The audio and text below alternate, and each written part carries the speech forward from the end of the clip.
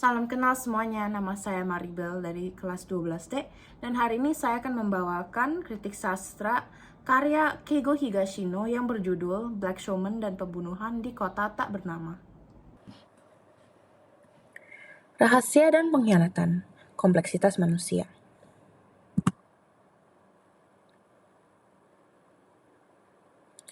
Pandemi COVID-19 dengan cepat dan drastis mengubah gaya hidup semua orang, mulai dari meluasnya penyakit dan kerugian, hingga pergolakan ekonomi dan gangguan sosial.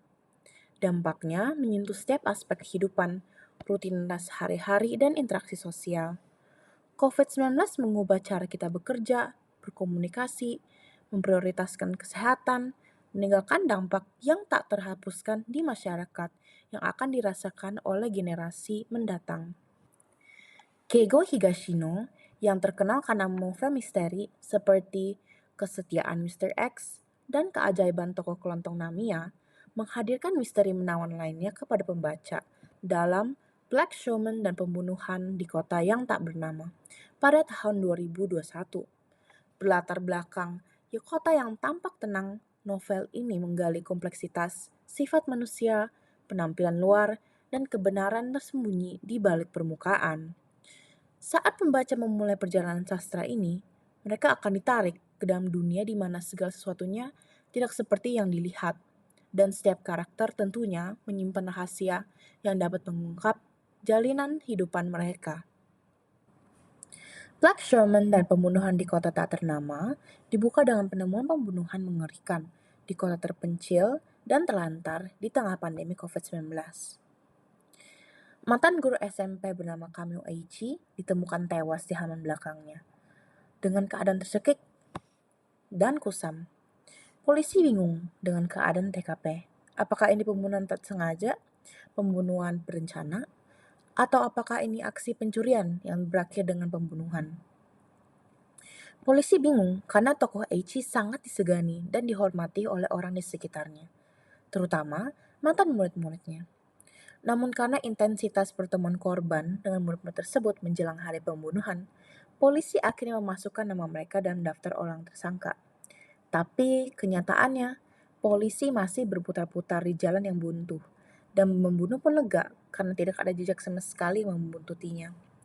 Maka dari itu, putri korban Mayu dan pamannya yang merupakan seorang mantan pesulap, Takeshi, bekerja sama untuk menyelidiki penyebab dan pelaku utama dari pembunuhan yang kejam itu. Alur cerita semakin tebal saat Mayo dan Takeshi menggali lebih dalam kehidupan penduduk kota, yang masing-masing memiliki motivasi dan kecurigaannya sendiri. Mulai dari murid Eiichi yang misterius, hingga mitra bisnisnya yang ambisius, semua orang menjadi tersangka dalam teka-teki yang rumit ini. Ada beberapa isu yang dibahas dalam buku ini, namun ada 3 masalah yang paling menonjol dan sedang naik daun di dunia nyata. Yang pertama adalah isu fasad seseorang. Beberapa tokoh seringkali berkesan bahwa terlihat baik-baik saja. Kedua, ada isu pengkhianatan karena masalah uang. Dan yang ketiga, isu dampak penyesalan. Pengkhianat ingin melarikan diri dengan cara membunuh diri di cerita yang ini. Dan banyak sekali kasus-kasus seperti ini di dunia beneran. Mari kita simak penjelasan setiap isu tersebut. Salah satu tema psikologi sentral novel ini adalah konsep fasad dibanding dengan kenyataan. Sepanjang cerita, karakter menampakkan diri mereka dalam sudut pandang tertentu, dengan hati-hati menyusun kepribadian publik mereka untuk menyembunyikan pikiran, perasaan, dan niat mereka yang sebenarnya. Fasad ini berfungsi sebagai penghalang, melindungi individu dari penilaian dan pengawasan. Namun, saat Mayo dan Takeshi mengupas lapisan penipuan tersebut, mereka mengungkap kebenaran mendasar yang tersembunyi di balik permukaan. Perbedaan yang seringkali sangat kontras antara penampilan dan kenyataan. Eksplori fasad ini menggarisbawahi kompleksitas psikologi, identitas, dan presentasi diri. Menyoroti sejauh mana individu akan berusaha melindungi rahasia mereka dan mempertahankan ilusi keadaan normal. Berikut adalah beberapa cuplikan dari buku Keigo Higashino.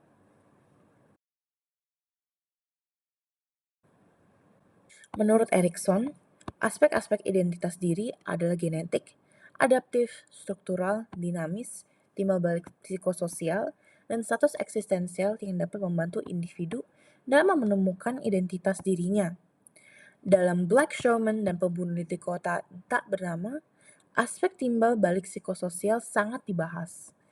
Zaman sekarang, dengan adanya media sosial, banyak orang ingin menampilkan gaya hidup yang berbeda dengan watak asli. Menurut saya, buku Higashino yang ini merupakan analogi fasad seseorang di media sosial dan hidup sehari-hari. Ditambah lagi, Black Showman dan Pembunuhan di Kota yang Tak Bernama menyelidiki dampak psikologis dari rasa bersalah dan penyesalan. Saat penyelidikan berlangsung, tokoh bersalah bergulat dengan konsekuensi tindakan mereka. Perasaan bersalah, malu, dan menyesal, beban membawa rahasia kelam sangat membebani tokoh, mendorong mereka mengambil tindakan putus asa dalam upaya melarikan diri dari konsekuensi tindakan mereka di masa lalu. Higashino dengan ahli menangkap gejolak psikologis individu dengan ambiguitas moral, mengaburkan batas antara benar dan salah, serta menantang pembaca untuk menghadapi keyakinan etis mereka sendiri. Tema yang diangkat tentu saja berhubungan dengan uang. Higashino memperlihatkan bagaimana uang dapat membutakan semua orang baik pun tanpa terkecuali. Novel ini juga mengangkat tema pengkhianatan dan dampaknya terhadap mental seseorang. Ketika rahasia terkuak dan aliansi diuji, tokoh mengalami perasaan pengkhianatan dan kekecewaan yang mendalam, yang menyebabkan retaknya hubungan dan hancurnya kepercayaan. Dampak psikologis dari pengkhianatan bergema di sepanjang narasi memperlihatkan kerentanan hubungan antar manusia dan risiko yang melekat dalam menaruh kepercayaan pada orang lain. Melalui interaksi karakter yang bernuansa dan monolog internal, Higashino menavigasi dinamika pengkhianatan yang rumit, menggambarkan luka psikologis mendalam yang ditimbulkannya pada pengkhianat dan dikhianati. Di sini kami bisa melihat bahwa kehidupan nyata pun banyak sekali kasus-kasus seperti di buku Higashino ini. Seperti orang yang menggantung diri karena penyesalan dan orang yang membunuh orang lain hanya karena masalah uang. Salah satu kekuatan novel ini terletak pada karakter-karakternya yang kaya akan gambar, yang masing-masing berkontribusi pada pemadani cerita yang rumit. Higashino menciptakan beragam karakter yang agenda tersembunyi dan motivasinya saling bertentangan, membuat pembaca terus menebak-nebak hingga akhir. Namun, banyak tokoh dengan nama yang sulit dan diperkenalkan secara sekaligus. Para pembaca pasti akan memiliki waktu yang sulit untuk mengingat nama-nama serta alibi dari setiap orang. Contohnya Kakitani, Kohei, Haraguchi, Sukumi, Kugimiya, dan masih banyak tokohnya yang lain. Kekuatan buku ini juga karena prosa Higashino elegan dan bersahaja, namun penuh ketegangan. Perhatiannya yang tajam terhadap detail memastikan bahwa setiap perubahan dalam cerita terasa mengejutkan.